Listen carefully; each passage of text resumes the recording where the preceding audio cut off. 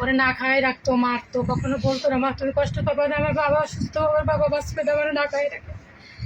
যে সে এত বড় সরকারি চাকরি করে তার বড় যদি না খাই রাখে, আমার মেয়েটা কত সহ্য করছে। ওই জামাই এসে খাওয়াই দিত, ওই অপারেশনের তো আসতো রাত্রে 3টা-4টার সময়, ওরে খাওয়াইয়া খাইতো। ওর মা ঘুমাই পড়তো সন্ধ্যা 7:30টার সময়, উনি পড়তে ওনার নিয়ম ওইটা। আমার রত্নের মতো জামাই পেয়েছিলাম, আমার জামাইটা রে সবাই আলাইছে একমাত্র ওর মার কারণে।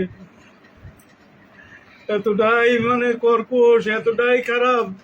2.5 বছর ধরে বিয়ে দিয়েছে, একদিনের জন্য যাইতে পারিনি, একদিনের জন্য ওদের বাড়িতে যাইতে পারিনি এই শাশুড়ির কারণে। আর জামাই কইছে বাবা আপনি কি করেন না, মনে কিছু করেন না, আমার মা এই পদ, আপনি মনে কিছু করেন না বাবা। তো তাও অবশ্য মার সামনে কথা বলতে পারে নাই, অফিসে যায় রাস্তায় কথা বলছে আমাদের সাথে। আরে ঠাকুর রে, ওই দেখতো না মা, জামাই তো খুব ভালোবাসতো।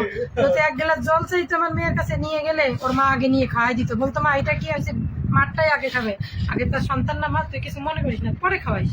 জামাই বলতো সুস্মি তোমার জল রেখে দাও, পরে খাবো, মারটা খাই। জামাই তো খুবই ভালোবাসতো। ওই ওর মা বলছিল ওই যেদিনকে সুইসাইড করলো 7 তারিখে, যে ওরে তুই ডিভোর্স দে, ও বললো কি না আমি সুস্মিকে ছাড়া বাঁচবো না, আমি পারবো না, আমার মাও থাকবে সুস্মিও থাকবে। আমার সকালে বললো কি অফিসে যাওয়ার আগে ফোন দিছে, মা আপনি আর বাবা চলে আসেন গাড়ি তুলে, এই করে রেখে দিল। মাঝে মাঝে ঢাকা থাকতো, বলতো গন্ডগোল করতো।